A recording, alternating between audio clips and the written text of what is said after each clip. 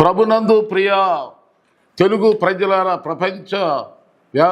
ప్రపంచమంతా వ్యాపించి ఉన్నటువంటి తెలుగు ప్రజలు, క్రైస్తవులు అందరికీ ప్రభు అని యేసు నామములో శుభం కలుగును గాక. తెలుగు వచ్చేటువంటి అందరూ ఈ వాక్యం వినే ప్రతి ఒక్కరికి దైవ దీవులు కలుగును గాక. ఇమ్మానుయేలు అనగా దేవుడు మనకు తోడు అని అర్థం. ఇమ్మానుయేలు అని పేరు పెడతారు యేసుకి. అనగా యేసు ప్రభు పుట్టినప్పుడు ఇవన్నీ మనం చదువుతూ ఉంటాం మత్తయి సువార్తలో.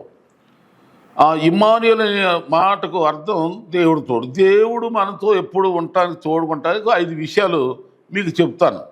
మొట్టమొదటిగా అసలు దేవుడు ఉండే స్థలాలు తెలుసుకుందాం. ఎక్కడుంటాడు అసలు దేవుడు అది తెలుసుకుందాం. 33వ కీర్తన 13వ వచనంలో ఏముంటుందంటే, యెహోవా ఆకాశములో నుండి కనిపెట్టుచున్నాడు, నరులందరినీ దృష్టించుచున్నాడు. ఆకాశం తెలుగులో ఆకాశం అన్నది, ఇంగ్లీష్లో హెవెన్ అనగా దేవుడు పరలోకములో ఉన్నాడు. అందుకని ప్రార్థన చేసేటప్పుడు కూడా పరలోకమందున్న మా తండ్రి, పరలోకము నుండి మీకు ఫలము దొరుకును. పరలోకములో ఉన్నాడు దేవుడు. పరలోకములు ఉంటే దేవుడు మొదటగా. రెండవదిగా మనం చూస్తే పరిశుద్ధ ఆలయములు ఉంటాయంట. పరిశుద్ధాలయంలో యెహోవా తన పరిశుద్ధాలయములో ఉన్నాడు.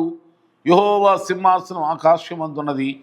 ఆయన నరులను కన్నులారా చూచుచున్నాడు. తనకిష్టులు తన కనుదృష్టి చేత ఆయన పరిశీలిస్తున్నాడు. తను వెదుకువారు కనలేమో అని, తను వెదుకువారు కలరేమో అని ఆయన నరులందరినీ, భూమి మీద ఉన్న నరులను దృష్టించున్నాడని మరో దిక్కునుంది. కనుక ఇక్కడ మనం ఆయన తన పరిశుద్ధాలయంలో ఉన్నాడు. తన పరిశుద్ధాలయమందుండు తండ్రి లేని వారి తండ్రి, విధవరాలకు ఆయన న్యాయకర్త ఉన్నాడని మరో చోట మనం చూస్తాం. దేవుడు పరిశుద్ధాలయంలో ఉంటాడు. పరిశుద్ధమైన శరీరాల్లో, దేహాలు కలిగిన, మనసు కలిగిన, హృదయం కలిగిన మనుషులలో, అంతేకాదు పరిశుద్ధమైన నివాసములో, దేవాలయాల్లో ప్రభు పూర్వకాలం పాత నిబంధన కాలములో ఈ కనబడుతున్న కట్టడాలు, దేవాలయాలు, రాళ్ళు, రప్పలు, వెండి, బంగారాలతో కట్టబడిన ఈ మందిరాలు పరిశుద్ధ మందిరాలు అనుకునేవాళ్ళు. కానీ అది కాదు, మీరే నా ఆలయాలు, మీరే నా పరిశుద్ధ మందిరాలు అని మనుషులు తన బిడ్డలతో కూర్చుంటారు. అనగా ఎవరైతే తన బిడ్డలైన ప్రజలు తమ దేహాలను పరిశుద్ధ ఆలయాలుగా మార్చుకుంటారో, పవిత్రంగా ఉంచుకుంటారో, వాళ్ళ మధ్య అక్కడ ఉంటాడని అర్థం. పరలోకమందున్న దేవుడు పరిశుద్ధమైన దేహాలు, హృదయాలు, మనసులు కలిగిన వారి మధ్యలో ఉంటాడు. ఏమండి, మూడవదిగా చూస్తే ఎక్కడైతే ఆయన పేరట కూడుకుంటామో మీటింగ్స్, ఆదివారం ప్రార్థన, కుటుంబ ప్రార్థన, ఇంకా ఎటువంటి కూడికల్లోనైనా మనం కలుసుకున్నప్పుడు మన మధ్యలో ఆయన ఉంటాడు. ఉపవాస కూటాలా, ఉద్యోగ కూటాలా, ఏవైనా సరే మీలో ఎవరైనా ఇద్దరు ముగ్గురు ఎక్కడ కూడుకుంటారో అక్కడ వారి మధ్య నేను ఉంటా. మత్తయి సువార్త 18:19-20 వచనాలు మనం చూస్తున్నాం. ఇక 4వదిగా చూద్దాం. ఇక్కడ యెషయా గ్రంథం 57:15 ఏముంటుందంటే, తగ్గించుకునే వారి దగ్గర ఉంటాడు. అంటే దీనత్వం కలిగిన వారి మధ్య ఉంటాడు. అహంకారులు, గర్విష్ఠులు, అలాంటి వాళ్ళ మధ్యలో ఉండడు ఆయన. తమను తాము ఇచ్చించుకునే వారి దగ్గర అస్సలు ఉండడు ఆయన. గర్వాంధుల దగ్గర అస్సలు ఉండడు. దీనులు ఎట్లా చూడండి, అక్కడ చూద్దాం. మహాగణుడు, మహోన్నతుడు, నిత్య నివాసి అయినది ఇలాగ మహోన్నత స్థలములో నివసించుచున్నవాడును ఆయనను వినయమగలవారి ప్రాణము ఉజ్జీంపజేయు, నలిగిన వారి ప్రాణం ఉజ్జీంపజేయు, వినయమగలవారి ఎత్తను, దీన మనసు గలవారి ఎత్తను నివసిస్తున్నాను. యెషయా గ్రంథం 57:15 మనం ఇలా చదువు.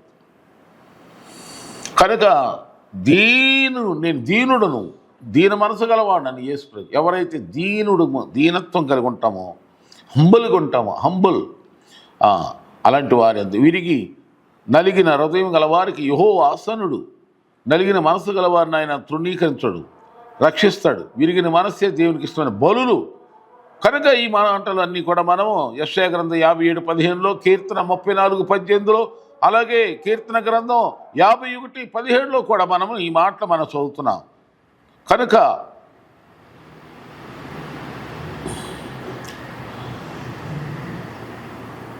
ఇక 5వదిగా మనం చూస్తే మార్క్స్ వార్త 16:20, వాక్యము ఎవరైతే ప్రకటిస్తూ ఉంటారో వారితో ఉంటాడు యేసు ప్రభు. చూడండి, వారు బయలుదేరి వాక్యం అంతటా ప్రకటించి ప్రభు వారికి సహకారుడై ఉండి వెనువెంట జరుగుతూ సూచక్రియల వాక్యమును స్థిరపరచుడు. మార్కు సువార్త 16:20 చూస్తాం ఈ మాట. బాగా గుర్తించండి. ఫైనల్గా దీనులు, మరి బీదలు, సాధువులు, సాత్వికులతో దేవుడు ఉంటాడు. కానీ గర్విష్ఠులు, శాడిష్టులు, కోపిష్ఠులు, పాపిష్ఠులు అంటే దేవుడు పరమరోత అసహ్యం. మళ్ళా చెబుతున్నా చూడండి, గర్విష్ఠులు, శాడిష్టులు, కోపిష్ఠులు, పాపిష్ఠులు అంటే దేవునికి భయంకరమైన అసహ్యం. దీనులు, బీదలు, సాధువులు, సాత్వికులు, వాళ్ళతో ప్రభు ఇప్పుడు ఉంటాడు. కనుక ఈ దేవుడు ఉండే ఈ 5 ప్లేసుల్లో మరి బట్టి మనం చూస్తే ఆయన పరలోకంలో ఉన్నాడు. పరిశుద్ధ ఆలయాలుగా మార్చుకు దేహాలను పరిశుద్ధంగా కాపాడుకునే వారితో ఉంటాడు. నలిగినటువంటి దీనత్వం కలిగిన వారితో ఉంటాడు. ఆయన పేరట కూడుకునే కూడికలు, ఆయన నామను కూడుకునే మీటింగ్స్లో కానీ, కుటుంబ ప్రార్థనలో కానీ, గృహ కూడికల్లోనే కానీ, అలాగే ఉపవాస కూడికలోని మందిరంలోనే కానీ, ఆరాధనలో ప్రభునామను కూడుకునే ప్రతి కూడికలోనూ ఆయన మనతో ఉంటాడు. మనం తగ్గించుకున్నప్పుడు ఆయన మనతోనే ఉంటాడు.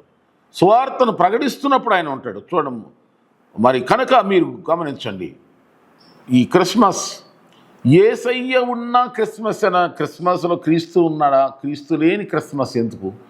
క్రీస్తును కలిగిన క్రిస్మస్ చేసుకొని ధన్యులవ్వండి. దేవుడు మిమ్మల్ని, మీ కుటుంబాలను ఆశీర్వదించును గాక. ఆమేన్.